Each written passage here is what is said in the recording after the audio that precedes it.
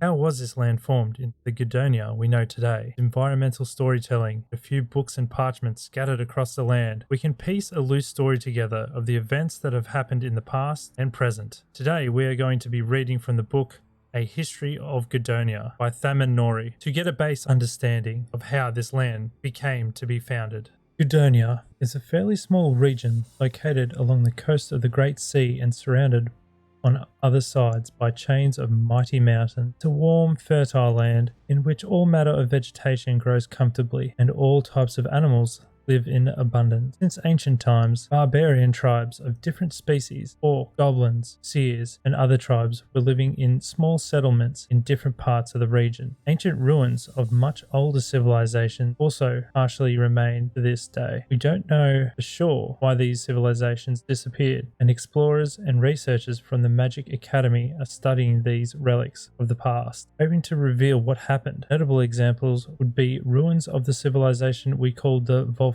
in the southwest of the region, or temples of unknown civilization in the desert. Humans came to Gedonia about 200 years ago from northern kingdoms after they crossed mountains on the north. Harsh living conditions of northern kingdoms couldn't provide our ancestors with food. That's why they decided to make such desperate migration. Most of the settlers from northern kingdoms quickly settled in the center of Gedonia, claiming the most fertile lands and building the city of Erteron. The desert of Gedonia was inhabited by the other group of settlers from the other side of the world, barbarian tribes from Endless Desert, which was behind the mountains to the east. They came about 80 years after the first wave of settlers, quickly claiming all the desert as their territory. Even though it wasn't as fertile as other zones, Gedonia, compared to living conditions of their original home, it was still much better. They quickly utilized this land with their superb hunting and survival skills. Even though a fragile peace has established between settlers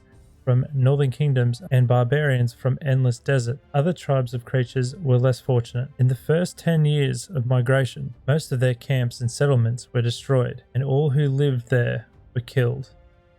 Orcs were driven to the mountains and were forced to hide in caves there. A few goblin tribes who lived near the border managed to survive, and some seers hid in the hill rain forest. So it is not surprising that those creatures who are still alive hate humans with all their passion.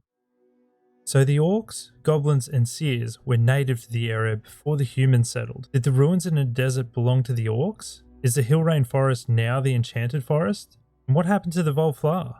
Still, so many questions left unanswered, but that might be a topic for another day. If you like this video and want me to do more like it, please let me know down in the comment. I know this is a lot different to my normal videos I do. That's going to do it from me. I hope you guys enjoyed, and as always guys, take care.